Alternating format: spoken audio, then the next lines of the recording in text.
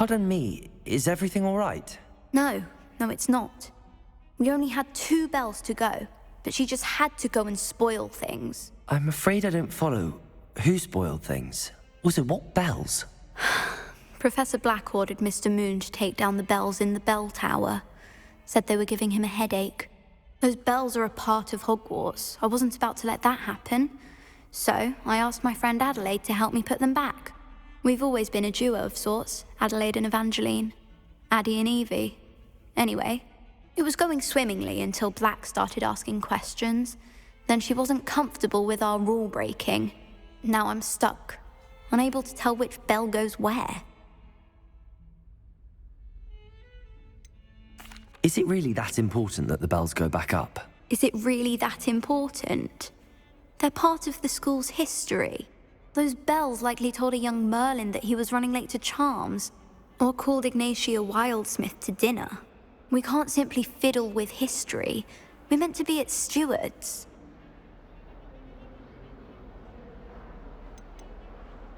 It's certainly an odd decree, even for Black, taking down the bells for a headache. I agree. I thought it might also have been that they interrupted his hourly naps. That's all he does in his office, you know. But then I heard... Can you keep a secret? I can. I heard from Alice, who heard from Ollie, who heard from Eugenia, that it's because the bells reminded him of his wedding day. Breaks out in a sweat every hour on the hour, but mum's the word. If only 2 bells are left, isn't it fairly easy to tell which goes where? Easy for you, perhaps. I happen to be tone deaf. Mother likes to say I couldn't carry a tune if it hopped on my back like a chocolate frog. No point putting them back in if they don't sound just as they did before, for the sake of historical accuracy. Perhaps I could help put the bells back up. Really? Oh, that would be wonderful. The bells are in the bell tower just above the music room. You're certainly of more help than Adelaide. I imagine the bells are just inside in the bell tower. The bells are back up, Evangeline. Ah, you're a credit to the school. I can't wait to hear them. I can't wait for the headmaster to hear them. I wish I could see his face. Future generations may not truly appreciate what you've done, but I do. And I hope that you do as well. You don't know how much this means for me and for Hogwarts.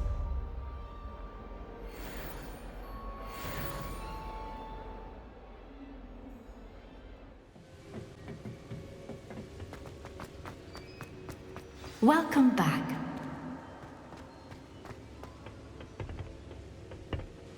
Hello, Professor. I have news. The goblins are looking for something. Another repository. They've built drills to help with their search. Most troubling. Are these repositories like the broken container I found at Rookwood Castle? They are. I fear we have no time to lose. Have a look at the map. Fortunately, the next trial is fairly nearby. It's Hogwarts. As you know, I was headmistress in my time. My portrait hangs in the headmaster's office. In fact, I witnessed Professor Black learn of your arrival. And I'll confess that I wondered about you. Wait, is the next trial in the headmaster's office? It is. I had hoped that when the time came, the occupant of that office would be of help to us. Unfortunately, this headmaster seems wildly unconcerned with anything but himself. You'll need to access the office while he's away. I understand. Very well. I'll find some way to get in. Good. I shall meet you in my portrait there. Until then.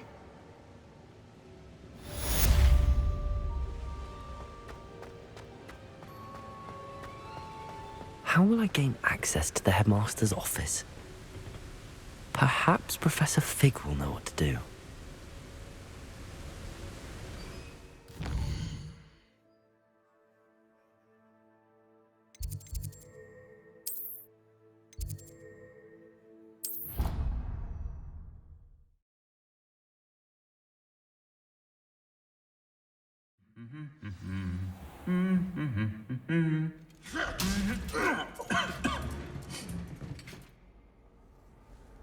How nice to see you, my young friend.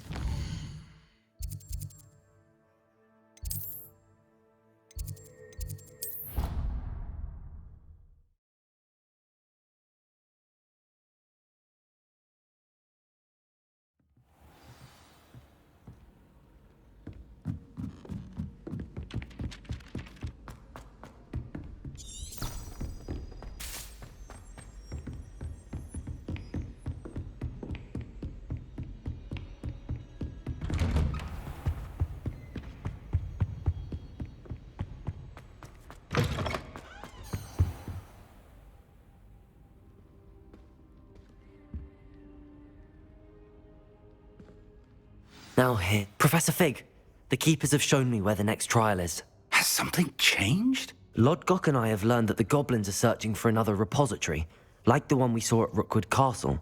And I discovered that they're building massive drills to help in their search. Professor Fitzgerald seemed very concerned. I see. Ranrock clearly knows even more than we suspected. And sir, there's something else. Lodgok knew Miriam. He knew Miriam? They encountered each other at Rookwood Castle. She was doing research. That's where she found the container with the portkey. He liked her so much that he let her leave with it, despite orders from Ranrock. I don't know what to say. She could win over almost anyone. I want to hear more of this. And, in fact, I'd like to speak with Lodgok directly. But we've no time now. Where is the next trial? Believe it or not, it's in the headmaster's office. Incredible. Very well. You'll need the password to get past the stone gargoyle. The headmaster's house elf will know it. I don't know the headmaster's house elf. Will he even speak to me? I imagine he's loyal to the headmaster. He is. So you'll need a disguise. I have just the thing. A polyjuice potion. You'll look and sound like Professor Black. Wait, doesn't polyjuice potion require a bit of the person you want to change into? And take ages to brew? It does. So how do you already have polyjuice potion to change into Professor Black? One never knows when such a thing may come in handy. Let's just say I felt the need to be prepared for anything after my fruitless trip to the ministry on his behalf. Now, time is of the essence. Drink up and I shall explain more.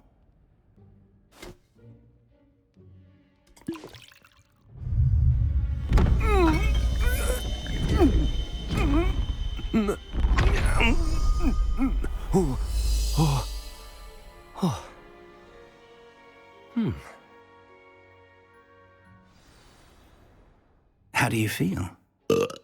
Incredible. I won't forget that taste anytime soon. How do I sound? Convincing. I've taken the liberty of transfiguring your robes. As we discussed, you'll need the password from Scrope, who could be anywhere in the castle. You might look for Professor Kagawa. She's taken to badgering the poor elf about Quidditch in the hopes that he can convince Black to change his mind. Thus far, unsuccessfully. I see. But what if Professor Black sees me? Leave him to me. I shall tell him where to meet a liaison from the ministry in Hogsmeade. That should give you plenty of time. Thank you, Professor. I suppose we'll meet again in the map chamber. It's rather strange to hear gratitude coming from Professor Black. I'll see you there. Now to find the headmaster's house elf.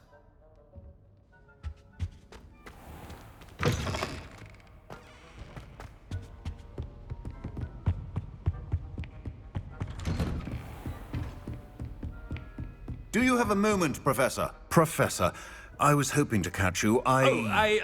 Places to be, Professor Sharp. Places to be. Of course, sir. Only, you'd asked me about a particular potion, and I did? I did, yes. Well, spit it out, Sharp. I don't have all day. Probably best not to discuss it here, sir.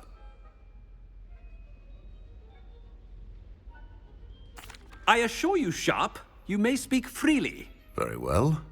I've brewed the cure for boils you wanted. I can drop it by your office when it's convenient. Of course, yes. No need for all the cloak and dagger. Simply have a student deliver it. A student.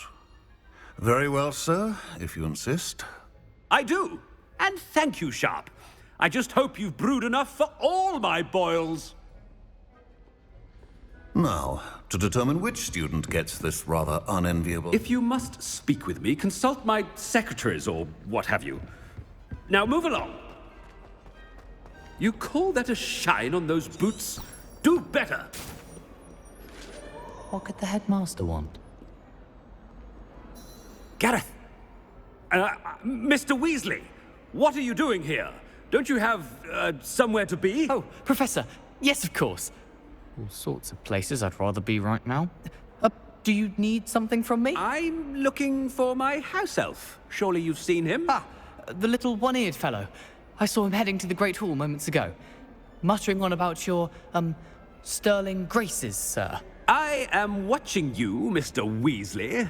Mr. Redding, who owns Honeydukes, tells me some of his billywig stings recently went missing. Prime potion ingredient. And I know you fancy yourself a skilled potioneer. What? But, sir, I haven't been anywhere near Honeydukes. Bah! That's enough from you. Just know that I have eyes and ears everywhere. On your way, Mr. Weasley.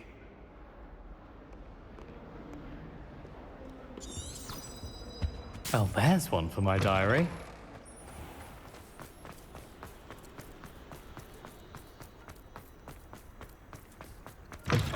I haven't time for any of you at the moment. None. None of... Professor Black, how are you, sir? Mr. Gaunt, where do you think you're going? I beg your pardon, sir. I'm simply on my way outside. Taking the day off, eh? Typical student, wasting the hours away.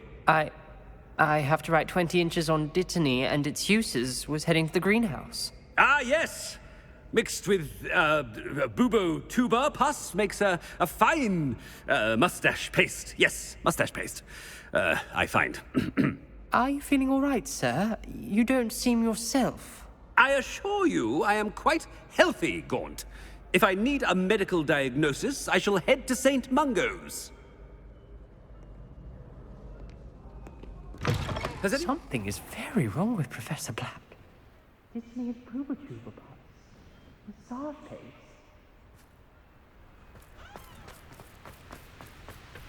Professor, a word? Professor Black? Again, it is not too late to reconsider your decision regarding Quidditch.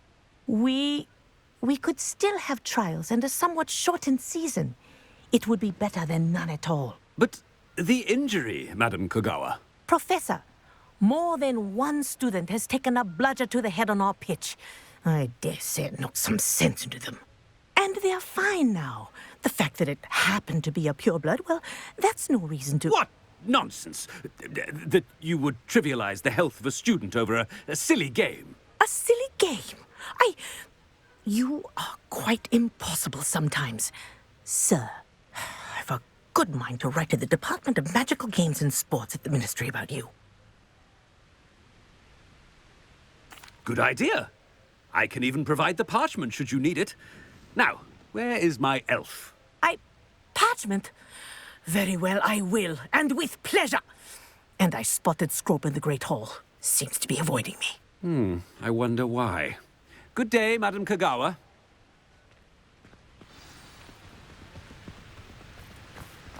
What did we do to deserve him as a headmaster? Stand proud, purebloods. The future is yours. I was always in trouble, I was. Oh no, it's the headmaster and he's coming this way. Miss Broom, a word. Oh, Professor, this is an interesting surprise. It's Bloom, by the way. Remind me of your area of affinity, Broom. OWLs are swift approaching. Charms, sir. Non-verbal spells. Might work on one that makes me disappear. Well, keep at it, Broom. And before you know it, you'll be as invisible as that new fifth year seems to be. They're not invisible, sir. I've seen them near the library. In fact, they help me with my, heavy books. Speaking of invisible, where's my blasted house elf? Something seems a little off with the headmaster.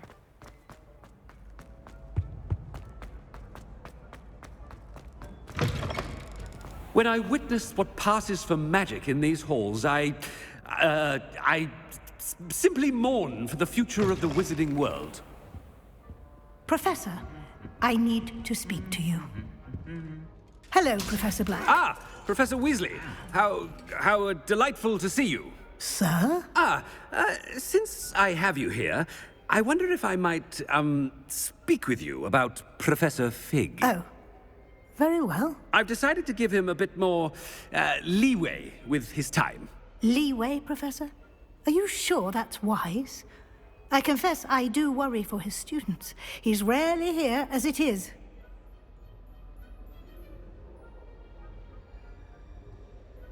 Ah, well, yes. He's handling some official ministry business for me. I see. But, sir, if I may, I am wary of how much time the new fifth year seems to be spending away from the castle, supposedly on Professor Fig's behalf. I've heard unsettling rumors of their escapades. Everything from sneaking into the Forbidden Forest to confronting Ranrock's loyalists and Rookwood's lot. What? Goodness. You cannot believe everything you hear, Professor. No, you cannot. I mean, I shall keep an eye on Fig. You simply keep doing the wonderful job that you're doing.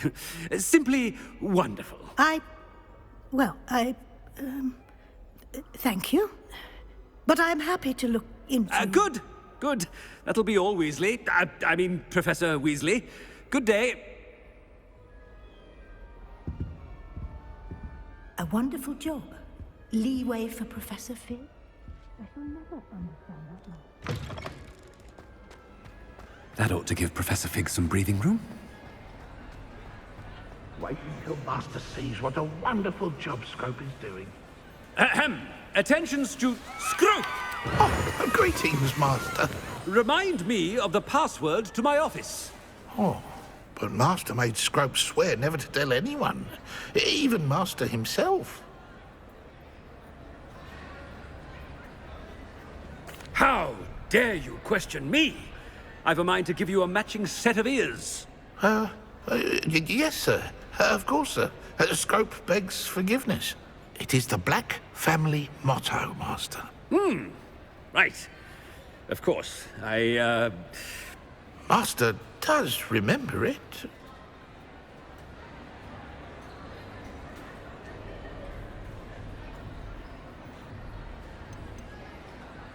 It's pure bloods forever, isn't it? Close, Master. Scrope thinks Master is indeed testing Scrope.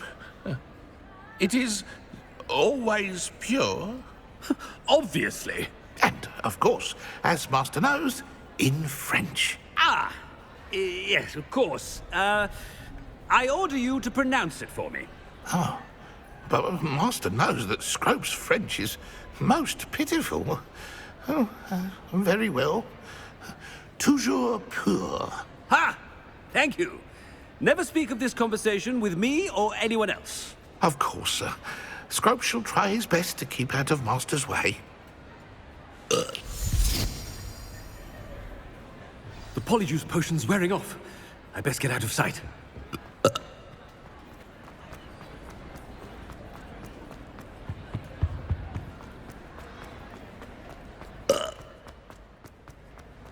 Made it just in time. It's wearing off. Fig was right. I can't believe it worked. Now to speak the password to the gargoyle.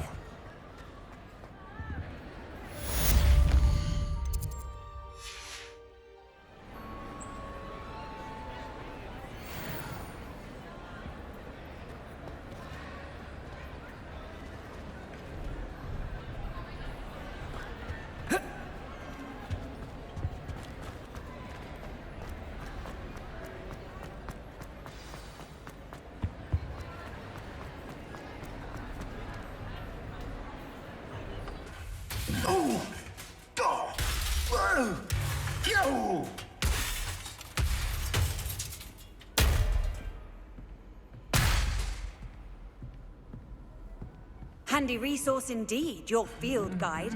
I'm most pleased to be included.